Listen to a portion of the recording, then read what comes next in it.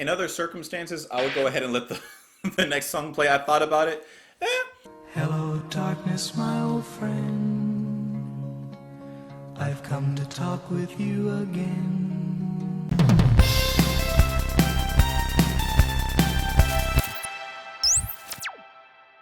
What's up, guys? Welcome back to the channel. My name is Justin, and today we are listening to Genesis with Second Home by the Sea. This is from their self-titled album released in 1983. And before we go on any further, I apologize for not listening to Home by the Sea and Second Home by the Sea together. I didn't really think about it at the time, and Home by the Sea was the only song that was recommended. So I apologize for that. Sometimes, sometimes I'm going to make mistakes. But hopefully this video rectifies that mistake. I also did just listen to Home by the Sea 2 times within the past hour, so that way I can kind of get my mind ready for it and then jump right into this one. Of course, you guys can join me on Twitter. You can join me in the comments down below. I hope that you're enjoying the channel, and let's do this. This is Genesis with Second Home by the Sea.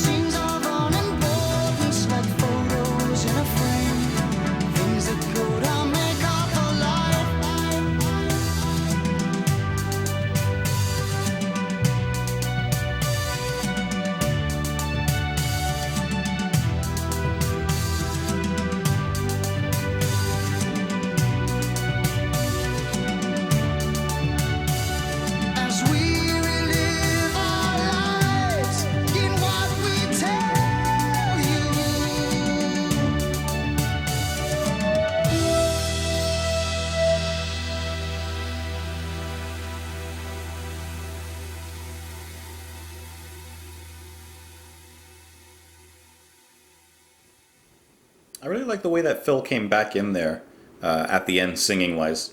That was a nice way to finish the song off. And like you guys had mentioned, it was a nice continuation from Home by the Sea, in which most of this song felt like an extended break, if you were to take those two pieces and put them together. There were some parts in there that I really liked and some that I didn't. The interplay and the back and forth between the synths and the guitar and the bass. I'm gonna talk about that because that was really good. I really liked the big sound that they brought to the song, combining the synths and the bass. That had this nice, thick atmosphere. The guitar that was riffing in there a little bit sounded very funky, which was a nice surprise coming from Genesis. Obviously, they went into a more pop direction, but it was nice to see how the guitar played in a little more funky tone in some parts. If you listen to the guitar, I like that. I actually wish the guitar was stepped up a little bit. I like the sound that it has. And the bass combined with the guitar specifically, I like how that comes in. The synth, very 50-50 on this one. In some parts, it really adds to this big nature of the song. But in some parts, it's a little bit too much. You know, like it's a little bit too synthy.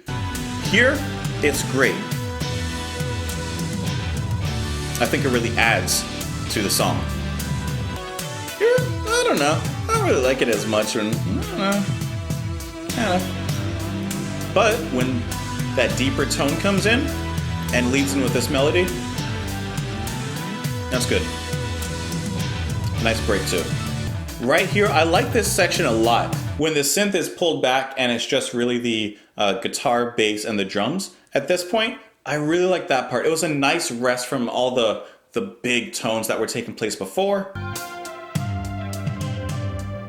See, that was a perfect section. The synth, instead of having this big sound, it plays a little more subtly in the back. The guitar and the bass are doing their thing up front.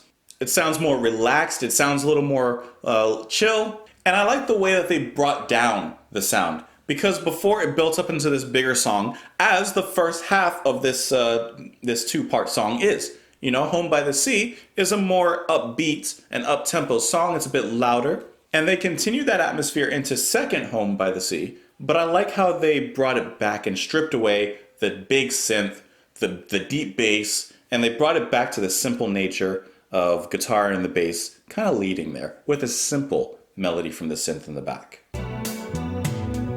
And listen to how the bass moves back there. Beautiful. Guitar comes back in.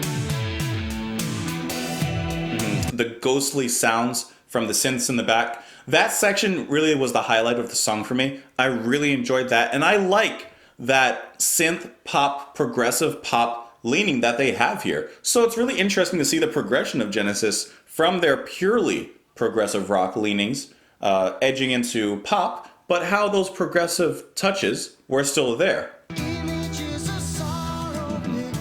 And like I said, I like the way that Phil comes back in there to once again complete the verse, bringing back that old melody.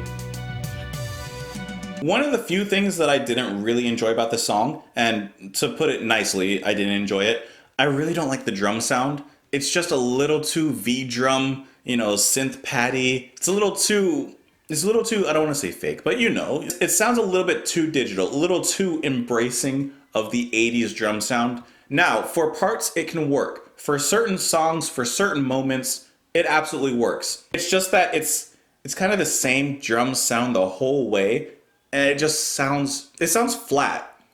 You know, it doesn't sound like there's any power to the drums. You know, you hear the difference between Home by the Sea and then going to the drums of second Home by the Sea. I think it would have been better if that kind of drum sound was maybe used a little more sparingly instead of the whole thing. It's just not my flavor. You know, it's just not my thing. Like I said, certain other pop songs may have that, and it works perfectly. I just don't think it works for this song, at least the whole way through. All the other instruments sound really good, but I feel that the song as a whole is kind of brought down just a peg by those drums. Now, this is just personal preference and personal opinion, so, you know, take that as you will. Do you guys enjoy the drums here? Do they not really make a difference to you? Or do they actually take away from the song? I'm curious to see what you think about them. Because otherwise, I think the song is great. I think there's a few synth parts that I don't really love, but it's not a big deal. You know, it's very minor. It's really the drums that kind of take it away from me. Sorry, I keep coming back to the first part. I really enjoy the first half of the song if you want to take it that route more than the second. But I do think it's a nice continuation. I'm not sure why they separated it into the two songs. And great guitar solo, by the way, from Rutherford. And it is really cool to see that when there were just three of them, how Mike really took a step up and really became like the guitarist. And he does a great job here. Now, he's played guitar before, but now that he's doing lead, it's nice to hear him step up. He excels at it. He does a great job playing, and he performs a really nice solo here in the song. You know, not to discount the other members, but at this point, and of course going back to Trick of the Tail, it's cool to see Phil stepping out and stepping up as the singer and really upping his game vocally. And it's also cool to see Mike really taking over the guitar and leading in that realm as well. Anyways, I enjoyed the song besides the drum sound, as I mentioned. But please, I want to know your thoughts. Please, let me know what you thought of the song, the drums, everything about it. Of course, you can join me on Twitter. You can join me in the comments down below. I hope that you're having an amazing day, and I will talk to you tomorrow. Bye.